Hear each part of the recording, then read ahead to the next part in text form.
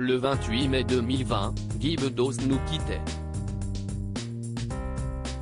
Enterré à Lumio, en Corse, le patriarche veille sur ses enfants. Ce vendredi 15 juillet 2022, Nicolas Bedos a tenu à rendre un vibrant hommage à son père. En effet, sur Instagram, le réalisateur a publié une vidéo touchante, dans laquelle on peut voir la tombe de l'acteur. En guise d'hommage, il a partagé le poème de Victor Hugo, Demain dès l'aube. Demain, dès l'aube, à l'heure où blanchit la Balagnier, je partirai. Le cinéaste a ainsi remplacé le mot campagne par Balagnier, une région de Haute-Corse, chère au cœur de Guy Bedos. J'irai par le maquis, j'irai par la montagne. Je ne puis demeurer loin de toi plus longtemps, peut-on lire par la suite. Ce n'est pas la première fois que Nicolas Bedos rend hommage à son père. En effet, en mai 2020, il avait tenu à annoncer le décès de Guy Bedos avec des mots touchants, il était beau, il était drôle, il était libre et courageux.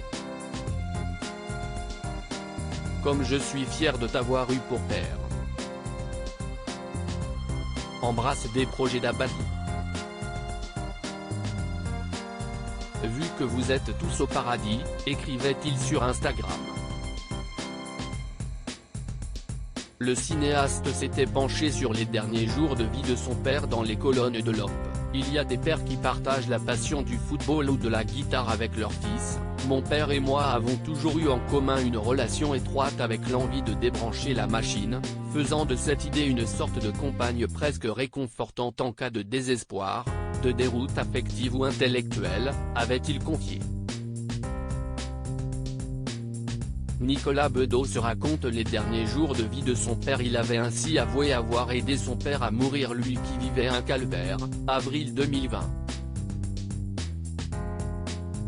Il a du mal à respirer. Il ne mange plus depuis des semaines, la maladie, le confinement, la confusion. Ma mère, à bout de nerfs et de vigilance, est extirpée de son demi-sommeil par des cris. Tant bien que mal, elle le soulève, le rassure, le borde. Elle déteste le ramasser. Elle déteste le voir détester qu'elle le ramasse, supporter ce regard où se mélangent toujours la détresse et l'orgueil. Elle ne peut plus d'être bouleversée. Il ne peut plus de ne pas comprendre. Des mois que ça dure. Des mots bouleversants.